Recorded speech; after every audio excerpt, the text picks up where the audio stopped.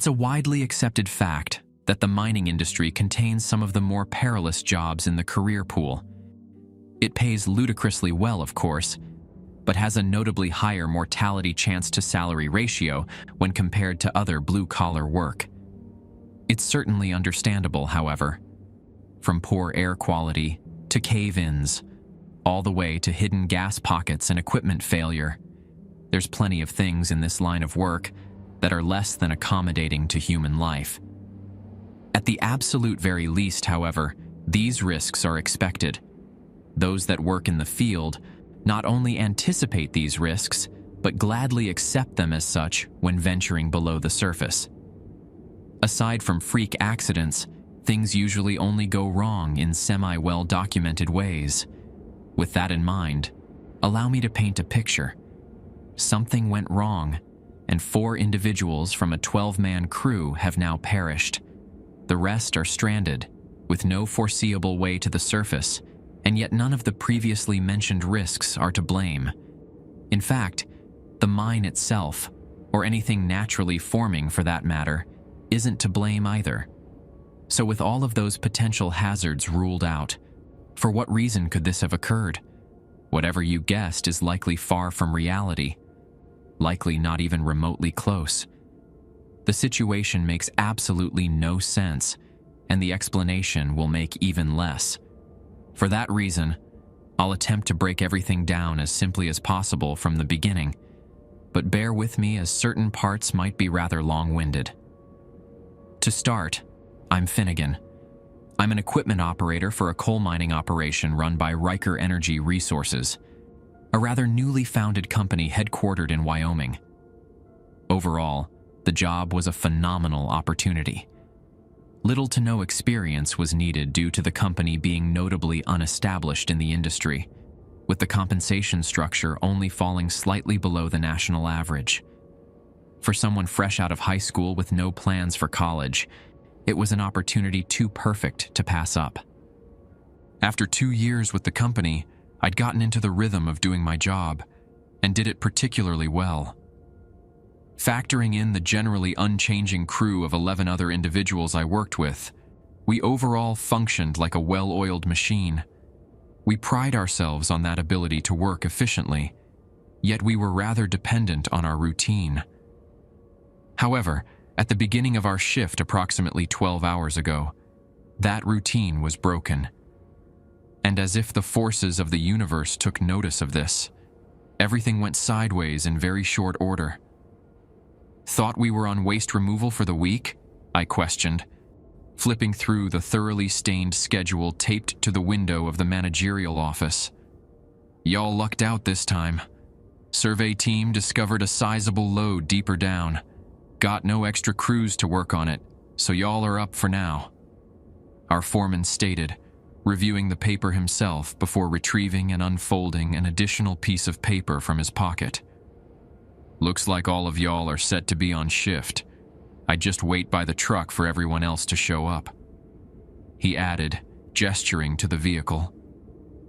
I simply nodded and walked over to the truck, leaning on it as I sipped the mug of bitter coffee I'd hurriedly brewed before arriving. Rather promptly, the other 11 members of our worker pool arrived, and we quickly filed into the back of the vehicle. It was little more than an industrial tour bus, and the crew compartment was notably cramped with 12 individuals packed inside. I was seated in the very back row, and a large bearded individual by the name of Angus filled the seat beside me. "New plans? Certainly beats shoveling rock for another 12 hours, he commented with a slight chuckle. His accent was thickly Scottish, as were most of his mannerisms. "Still gonna be shoveling rock, bud. At the very least, we get to use the fun tools as well," Margot responded from the middle row. She was likewise an equipment operator, so we often worked interchangeably on the same tasks. Likewise, being the second oldest member of the crew at 55 years old, she was well respected by everyone else. Before anyone else was able to join in, the personnel carrier jolted to life as it began shakily moving down into the depths of the mines. Despite being rather large, All equipment was electrically operated to reduce the risk of fumes accumulating, and as a result, it began picking up speed impressively quickly. Despite our assignment being roughly 500 feet below the surface through various crowded and winding shafts, we were expected to arrive in around 10 minutes. Around 5 minutes into the ride, Angus tapped me on the shoulder and motioned to my coffee mug, which had since become rather cold. "Gonna finish that, Finn?" he politely questioned. "Have at it. Not the most pleasant brew," I responded, handing him the half-full mug. "Thanks, lad," he replied, finishing the remaining beverage alarmingly quickly. Shortly thereafter, the vehicle jolted to a halt as we arrived at the assignment site. It was a dead-end cavern with quickly assembled support beams and lighting systems, giving it the definitive appearance of a work in progress. We exited the vehicle and quickly began divvying up the work, as always did at the start of a larger task. A gruff, older individual that we simply referred to as Davy took the lead as per usual. He was the oldest individual on the crew, at an astonishing 60 years of age, and had plenty of experience in the industry to back his leadership. After the majority of the crew had been assigned their respective tasks, he pointed in my direction and provided me with my job for the shift as well. "Finn, Margot, grab the drills and hit those markers. Depths should be marked below," he ordered, gesturing to various chalk markings on the nearby cavern wall. "Mark, get with Angus and start prepping some charges. All right, let's have a good day. Break," he added, before clapping his hands. Everyone broke out and began working as instructed, with Margot and I making our way across the cavern towards a line of parked utility trucks with various types of equipment stacked in the back. We grabbed the large handheld drills we were to be using during the shift and lugged them over to the specified wall, powering them up and beginning our task as instructed. Within around an hour, many of the markings had been drilled down to their identified depths, with the remaining being completed 20 minutes thereafter. Angus began filling the completed holes with charges, with all the remaining crew filing into their respective vehicles as we began exiting the potential blast radius. Angus arrived last and revealed a detonator from his pocket, connected to the charges with a sizable length of wire. "Shall I do the honors, boss?" Angus questioned, removing the protective cover from over the switch. Davy consulted his radio, and after receiving the all clear, responded with a simple thumbs up.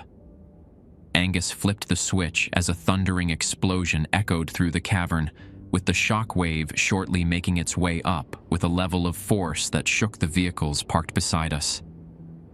After a few moments, we loaded back into the trucks and once more returned to the site, which now had a sizable hole blown into the cavern wall, revealing a notably large amount of coal winding throughout the inside of the stone.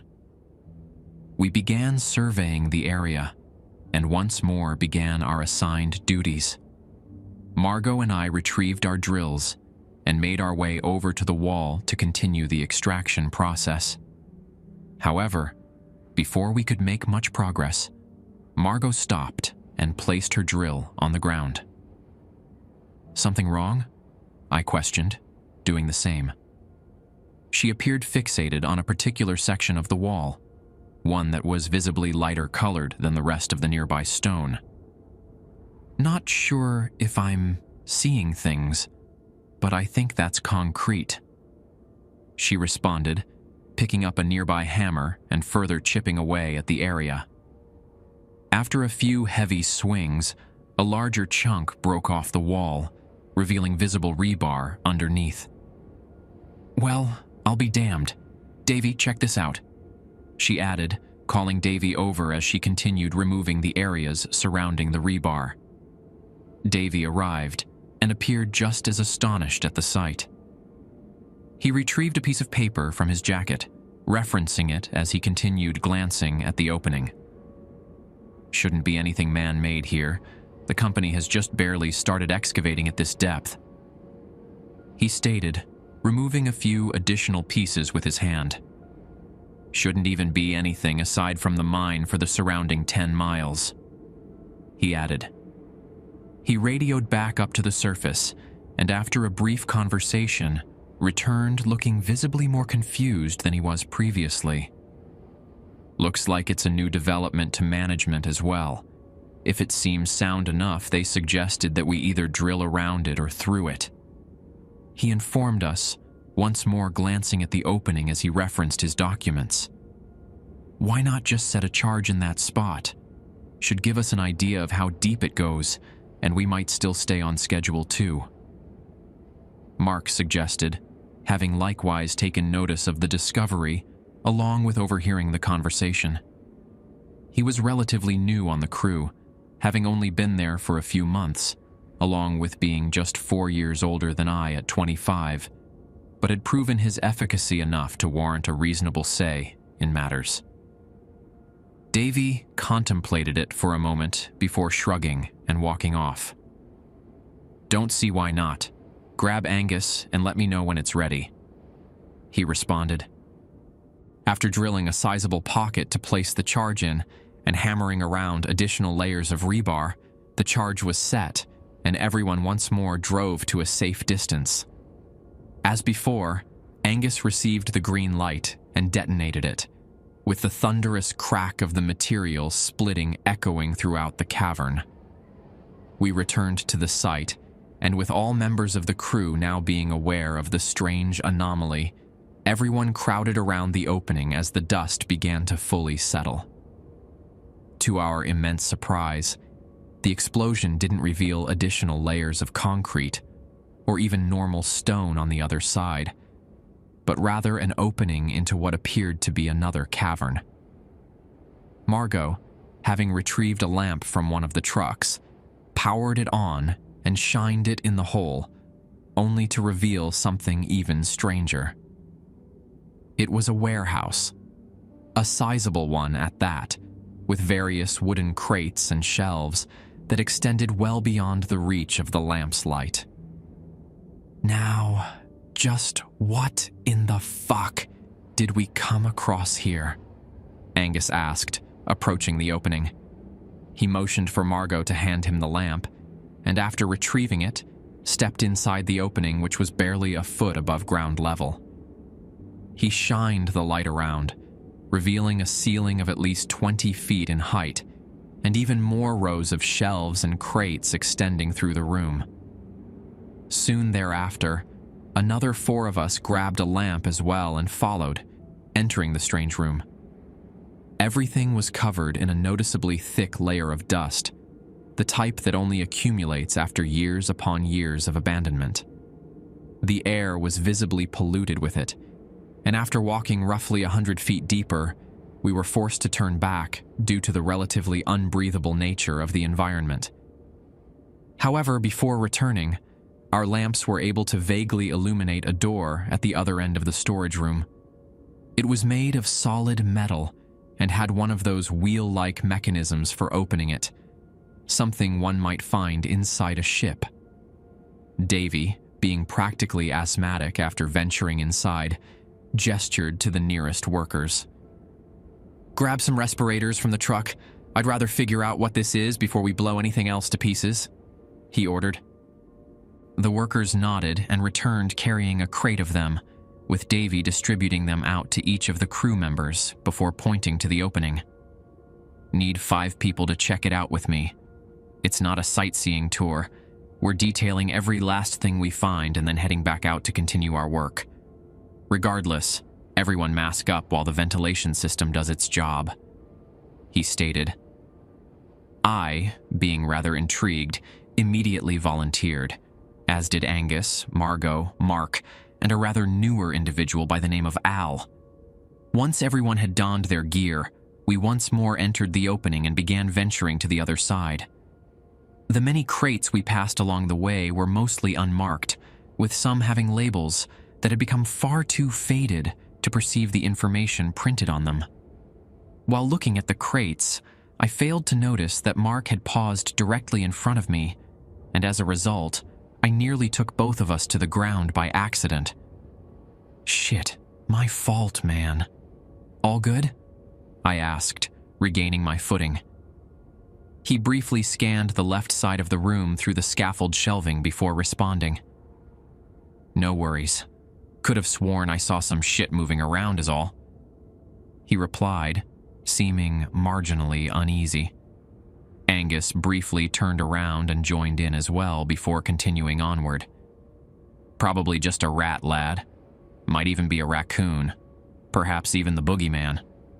He added with a chuckle. No way in hell a raccoon's all the way down here. Doubt even a rat would bother. Al included. It seems that only leaves the boogeyman then, Angus responded, releasing a hearty laugh. The conversation was abruptly cut short by a loud creaking further ahead. Davy had reached the door at the other end and was attempting to open it to little avail. Mind cutting the banter and lending me a hand? He asked, annoyance clear in his voice. Angus rushed over, and upon likewise grabbing the wheel, managed to begin successfully turning it. It released an ear-splitting grinding noise, clearly indicative of the amount of time that had passed since it was last opened. Eventually it fully came loose, as the door slowly creaked open. The rest of us rushed over, and upon shining our lights through the doorway, discovered that the discovery was likely far more sizable than we originally anticipated. A hallway extended to both the left and right of the doorway, with more doors and what appeared to be a mess hall at the furthest left end. 2 other hallways extended from the main WS as well, both leading further into the structure. Older fluorescent lights lined the ceiling, but considering the clear age of the structure, chances of them working were evidently negligible. Should we, split up? Or are we just going to search this place one room at a time? Mark questioned. Davy considered it for a moment before responding. I'd rather leave it to the survey crew to fully map this place. Check what you can and reconvene here in 20, yeah? He replied. Everyone nodded as we began splitting up to check the structure. I went towards the mess hall, as Angus began attempting to open the nearest door, while everyone else went in their own directions. I reached the mess hall fairly quickly, and discovered 4 rows of lunchroom-style tables with a large box television mounted on the wall. A counter extended on the furthest wall, leading into what appeared to be a kitchen. I hopped the counter, knocking over a metal tray, which hit the ground with an echoing crash. Margot, being nearby, called over. Everything all right over there, Finn? She asked. Having spooked myself to some degree, I composed myself before responding. All good, just being clumsy is all, I replied. I made my way throughout the rather sizable industrial kitchen, coming across various canned goods and cookware. Another door seemingly led out of the kitchen, but upon attempting to open it, I quickly concluded that it was locked. The most striking aspect of the kitchen, however, was the seemingly used appearance of it.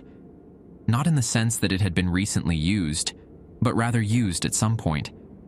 Multiple pots were found within a large sink basin, with the mold growing within suggesting that they hadn't been unused when placed inside. Even some of the counters had visible residue underneath the profoundly thick layer of dust. Eventually, I glanced at my watch and realized that around 15 minutes had passed.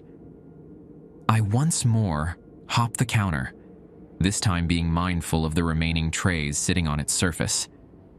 Before I could make my way into the hallway, however, I picked up a distinct sound from inside the kitchen, particularly the sound of something small, such as a metal utensil, clattering against the ground. I quickly shined my lamp back over the counter and was met with a rather unnerving sight. A small pair of eyes was looking back at me, not in some overly unnatural sense, but rather something comparable to the eyes of an animal at night. Just two dimly reflective, almost shimmering dots. I froze and kept my light on the eyes. They were small enough to fit the profile of a medium-sized rodent, but the more alarming aspect was how they seemed directly behind the counter, yet still cleared the top of it. The counter, being around 3.5 feet off the ground, made this especially concerning. I slowly backed away, keeping my light on the strange set of eyes as they remained unmoving and aimed in my direction. Once I was back in the hall, I quickened my pace and eventually made it back to the door we had entered in, where Margot and Davy were waiting. Davy was flipping through a dusty folder of papers he had evidently discovered, while Margot was reviewing a binder she had likewise come across as well. "Glad to see you made it back. Find anything?" Margot questioned. "Not really. Found a kitchen and a locked door. Nothing of much substance," I replied, pausing for a moment. I considered trying to explain on the small creature that was evidently in the kitchen with me, but eventually settled with a more rational explanation. "There was also a big ass rat or something in there. Kind of freaked me out," I added. Davy briefly looked up from his papers before returning to them once more. "Place must be infested then. Came across a good few of them in the offices I found. Would be lying if I said they didn't spook me as well," he added. Margot was seemingly about to add something as well, before Angus and Mark likewise arrived. Both were empty-handed, but Mark was clearly rather shaken up. "Anything interesting?" Davy questioned, still flipping through the stack of papers. "Found another storage room with even more boxes. This lad walked right into a rat nest and nearly shat his britches," he added, lightly elbowing Mark on the shoulder. He seemed rather annoyed, but likewise joined in as well. Shined my light into a hallway and caught the eyes of about a dozen of the rodents. Looked like some shit straight out of a horror flick, he added. As he finished, a loud crash once more echoed through the kitchen at the other end of the hall. We each shined our lamps in that direction, only to be met by none other than the same eyes as before peeking around the corner. With the profound amount of dust in the air throughout the facility, it was still impossible to make out a definitive form to the animal. But the eyes were clearly a foot above the ground. We remained silent for a moment, as us and the animal stared each other down. Eventually, the silence was broken by my watch alarm going off, signifying that the 20 minutes was up. The animal scurried away, making an audible noise while doing so, as we all composed ourselves once more. "Spooky little bastards," Angus commented, looking down the other end of the hall. "Say, have you lads seen Al around here?" he added. We looked around, likewise taking notice of his absence. He had gone down the hallway at the furthest end, and with each of us having a timekeeping device of some sort, it was more than expected that we would be back at the end of those 20 minutes. Davy seemed rather frustrated and placed the stack of papers in his jacket as he walked over to the entrance of the hall. He called out multiple times to no response and eventually started returning as his lamp began to visibly dim and flicker. Once back with the group, he removed and replaced the battery to no avail, as the lamp proceeded to fully extinguish itself. He shook his head before addressing the group. "Nothing but more rats and more dust. And I'm sure as hell not about to go down there with this piece of shit," he added, hitting the defunct lamp. "Hey, I'll go get the lad," Angus commented as he made his way towards the hall. He eventually disappeared around the corner as the echoing sound of his footsteps gradually faded, eventually becoming inaudible. Davy gestured towards Margot's lamp, which she handed to him. "You three head back. I'll wait for them," he stated, shining the light down the hall. Radio doesn't seem to be working all that well here. Get a unit at site and relay your findings to surface until we get back, he added. We simply nodded in unison and began making our way back through the warehouse. The atmosphere had noticeably shifted, and unease was becoming evident in each of our mannerisms. While I kept my light aimed straight ahead, Mark was shining his to either side, clearly still on edge due to his encounter within the facility. Margot, not having a lamp anymore, stayed close by at the front of the group, eventually breaking the silence. "Say, do y'all really think those are rats?" she questioned. Mark caught up with the group before joining in as well. "I'd like to think so. Why'd you ask?" he responded. Margot seemed to gather her thoughts for a moment before answering his question. "I found this small office, and a couple were in there. All I could see was their eyes peeking from behind a desk," she responded. "Same with my encounter. Pretty damn creepy," Mark interjected. Margot once more seemed to collect her thoughts before replying. "Well, it's just..." She paused a moment before continuing. "As I left the office to meet up at the entrance, I turned around, and one of those sets of eyes was almost at the ceiling," she added. Mark and I turned to face her and noticed that she was visibly shaken up from the recollection. Once more, she continued. "I like to imagine that it was just my mind playing tricks or something, but there was nothing at that height that a rodent could have been sitting on for that to make sense. It was just a wall. And once I began approaching it with the lamp, it went right back down to the desk in an instant," she included. Mark and I glanced at each other but otherwise remained silent. Despite the surreal nature of that description, it evidently matched what each of us had experienced as well.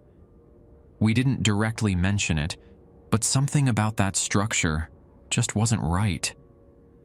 It was a conclusion each of us appeared to silently arrive at as we quickened our pace and exited from the opening. The other 6 members of the crew were eagerly waiting, as our arrival was met by multiple lights shining through the hole. They looked marginally on edge as well, but before either party could exchange information, the sound of thundering footsteps from within the facility grabbed our attention. We returned the beams of our lamps to the opening, though were unable to immediately spot anything due to the freshly disturbed dust further limiting the visibility. Eventually, the footsteps were evidently originating from within the warehouse as a shadow became visible. It was Davy in a degree of full sprint that was virtually impossible for someone in that age bracket.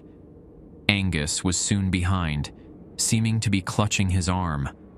The light Davy was holding had clearly stopped working, and Angus had very clearly abandoned his at some point.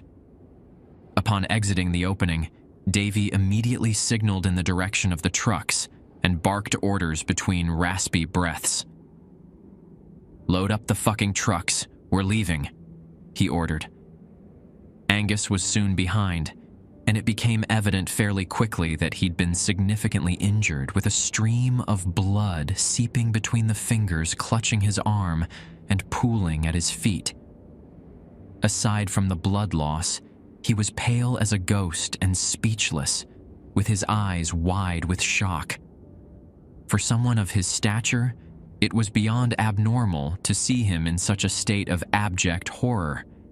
In fact, many of us genuinely assumed it was impossible. Without question, all of us sprinted towards the trucks, quickly loading them up and starting them as we left the site. Being a passenger in the vehicle with Davy, I turned to him and immediately noticed his expression being one of pure and unadulterated fear as well. "What the fuck happened in there? Where's Al?" I quietly asked, sensing the gravity of the situation. Davy shook his head and clutched the steering wheel even harder as he turned to me. "Al is fucking dead, Finn," Those weren't rats, and whatever they are tore him to shreds. He silently replied, before returning his eyes to the path before us. What was left of him we could barely even identify. He added, his voice shaking. The sound of tires on stone once more enveloped the air, as both I and the two other crew that had hopped in the passenger cab were unable to formulate a proper response. Eventually, we reached an intersection with 3 narrow tunnels, and Davy quickly turned into the one leading to the surface. Soon thereafter, however, Davy's radio crackled to life with Margot's voice emerging from the device. "We're missing a truck. They were falling behind and didn't make the turn," she commented, the urgency in her voice indicating that Angus had conveyed the situation to them as well. We looked in the rearview mirror and noticed that we were in fact 1 truck short. Despite 4 having left the site, there were now only 3 in the single-file line of vehicles. Davy slammed the steering wheel and released a string of obscenities before turning the vehicle around. He rolled down the window and ordered that the remaining trucks stay put as we traversed the short distance back to the entrance of the tunnel. Upon arriving, we turned back towards the site, only to see a rather unwelcome sight. Half the length of the shaft was now submerged in complete darkness. The strings of lights illuminating the cavern walls and ceiling to the very end had evidently failed, with the portable work lights along the nearest half of the cavern being the only source of light. Even the ones nearest to the site had begun to flicker, with a large floodlight stationed along the wall opposite to us, failing rather shortly upon our arrival. As within the facility, the remaining lights reflected off various sets of eyes at the edge of the darkness, some at ground level, others seemingly 20 feet or more in the air. There seemed to be dozens of them, and as another set of work lights extinguished themselves, I could have almost sworn that more sets of eyes appeared. Aside from the occasional popping of the lights, it was eerily dead silent. Most notably, the remaining truck wasn't anywhere in sight, having evidently broken down far beyond what was now the reach of the light. Furthermore, nobody within that vehicle had been present in that facility, meaning the full urgency of the situation was likely not understood by any of them. Davy, likely realizing this, loudly called out to them, his voice cracking while doing so. Upon receiving no response, he yelled once more, his voice echoing across the cavern walls. Again, there was no response. For a moment, we sat in silence, awaiting any sign that the occupants of the truck were still there, only for more silence to follow.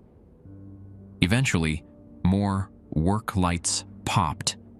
With the line of darkness now becoming precariously close, Davy once more released a stream of obscenities before grabbing his lamp and rushing to the edge of the light, shining it across the cavern from left to right.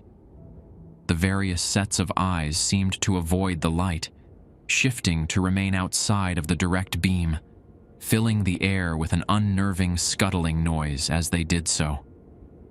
Eventually, the beam reflected off the white paint of a truck at the furthest wall of the cavern, with the doors visibly open. The light likewise reflected off a mound lying directly outside of the door, which, to our horror, we quickly identified as one of the reflective stripes on our high-visibility work jackets.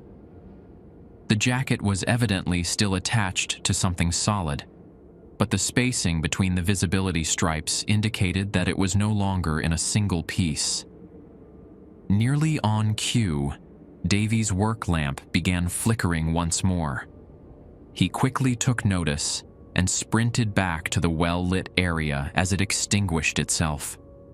Without a word, we once more loaded into the vehicle and began making our way back through the narrow tunnel.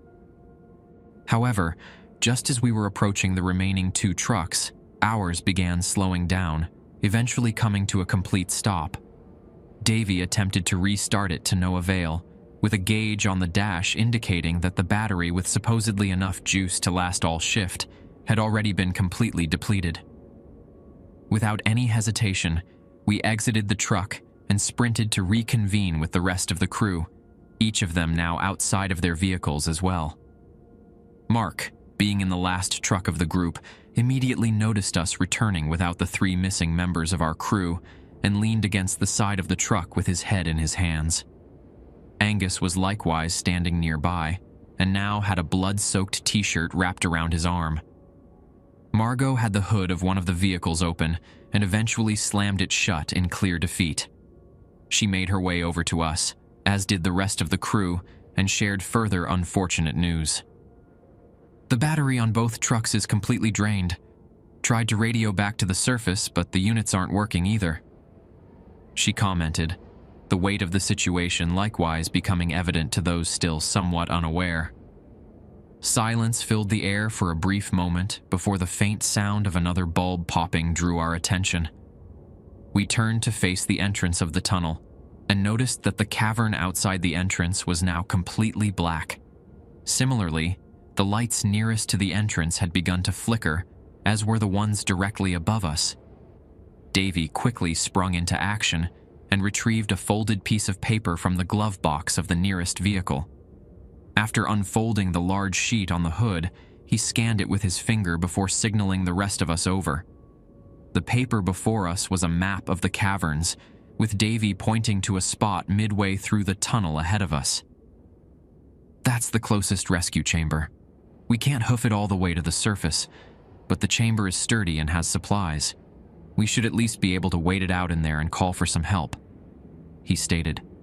Everyone unanimously agreed, and we quickly retrieved functioning lamps from the back of the nearest truck before beginning to jog as a group through the tunnel. Angus was in the back of the group, and I fell behind to run alongside him. His condition was noticeably quite rough, though adrenaline alone would almost certainly keep him going until we were relatively safe. Though I hesitated initially, I eventually implored as to what had happened within that facility. "What the fuck went down in there?" I quietly asked between breaths. He was silent for a moment, then eventually answered. "They fucking got Al, lad. Tore him limb from limb," he weakly replied, pausing for a moment. The room was full of them, and I barely had a chance to back out of the doorway before my light died. He added, pausing for another moment as he grabbed his arm and winced in pain. Once the room went dark, something lunged at me, ripped a fat chunk out of my arm. If Davy hadn't rushed over with his lamp, they would have got me as well, he commented, once more going silent. I likewise went silent, returning my focus to the pathway ahead.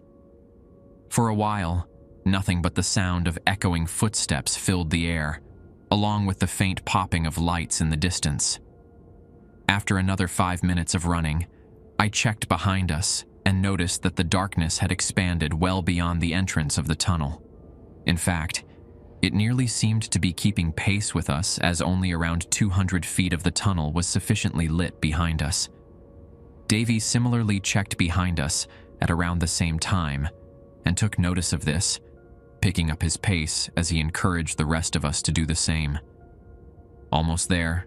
Let's pick up the pace," he loudly stated between breaths.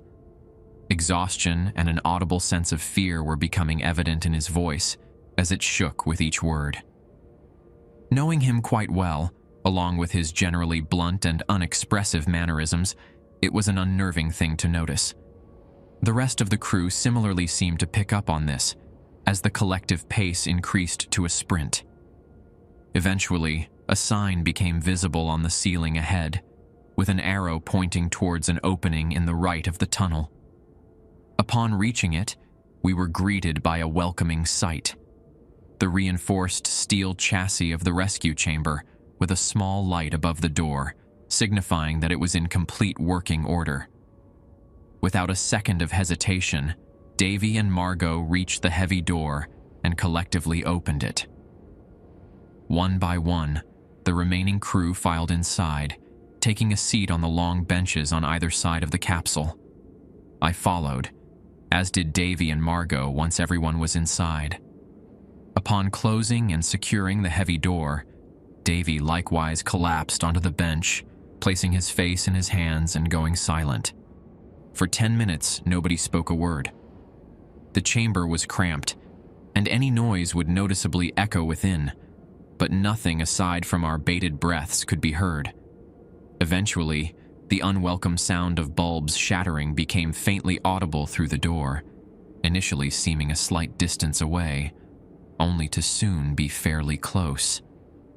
As the sound began to reach the tunnel directly outside the door, Margot silently stood up, verifying that the door was properly secured, before once more sitting down. The sound of bulbs shattering passed by the outside of the door, and then slowly faded as it continued through the remaining stretch of the tunnel. The overhead light within the chamber began to flicker, and then subsequently dimmed, though it remained on. Shortly thereafter, another sound became very faintly audible. The sound of something hard, such as nails, lightly scratching and tapping on the outside of the chamber. It started out relatively unnoticeable, but quickly escalated in both frequency and volume until it was all that could be heard. It came from the walls, door, and ceiling, and echoed throughout the inside of the chamber at a deafening frequency.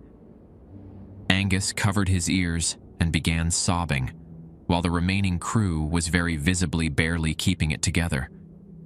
To our delight, however, the light remained functional despite having dimmed by a large margin. In fact, most of the remaining electronics within the chamber appeared at least slightly functional, something likely permitted due to the immensely thick steel construction of its exterior. After around half an hour, the sound faded, and silence once more filled the room. After a moment, Davy quietly stood up and began tinkering with the radio, with it thankfully still functioning and allowing connectivity with the surface. Upon explaining the situation, management informed us that a rescue team would be en route shortly, but was currently delayed due to site-wide equipment problems. Explanations of the things down here with us fell on deaf ears, as the individual's surface side simply attributed our accounts to oxygen deprivation-induced hallucinations, and suggested that we activate the chamber air supply. No amount of convincing from the rest of the crew could change their mind, and we eventually had to simply concede and hope for the best, both for our safety and that of the individuals being sent to rescue us. Conclusively, that brings us to the present as I write this. Multiple tablets were discovered in a supply locker connected to the company extranet. With a thankfully significant amount of power still contained in each crew member took turns contacting loved ones along with informing the families of those who perished of their fate. Once I had done the same, I took it upon myself to construct this account in order to spread awareness of the events that transpired today. We've been in this rescue chamber for well over 5 hours at this point, and there hasn't been any additional word from the rescue team or the surface. We're trying to conserve as much battery as possible, so I'll go ahead and end this here. I'll attempt to upload this in various areas online to get maximum coverage, but the extranet is painfully slow, so it could take a while for anything to post. If there's any major updates, or we somehow make it out, I'll provide additional updates as necessary. If you happen to have come across this, thanks for reading, and wish us luck. We're clearly going to need it.